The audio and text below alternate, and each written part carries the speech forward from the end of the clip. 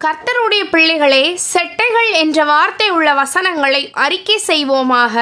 கழுகு தன் கூட்டைக் கலைத்து தன் குஞ்சுகளின் மேல் அசைவாடி தன் செட்டைகளை விரித்து அவைகளை எடுத்து அவைகளை தன் செட்டைகளின் மேல் சுமந்து கொண்டு போகிறது போல கர்த்தர் என்னை சுமந்து கொண்டு போகிறார். உபாகமம் 32:11.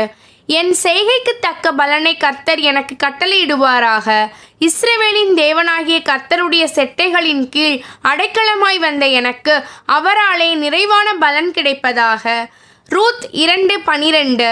என்னை ஒடுக்குகிற துன்மார்க்கருக்கும் என்னை சூழ்ந்து கொள்கிற என் பிராண பகைஞருக்கும் மறைவாக உம்முடைய செட்டைகளின் நிழலிலே என்னை காப்பாற்றும்.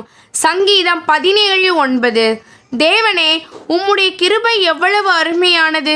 அதனால் நான் உமது செட்டைகளின் நிழலிலே வந்தடைகிறேன். சங்கீதம் 36:7. எனக்கு இரங்கும் தேவனே, எனக்கு இரங்கும்.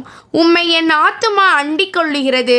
விக்கினங்கள் கடந்து போக மட்டும் உமது செட்டைகளின் நிழலிலே வந்தடைகிறேன். சங்கீதம் 57:1. நான் உம்முடைய கூடாரத்தில் சதா காலமும் தங்குவேன். உமது செட்டைகளின் மறைவிலே வந்தடைகிறேன். சங்கீதம் 61:4.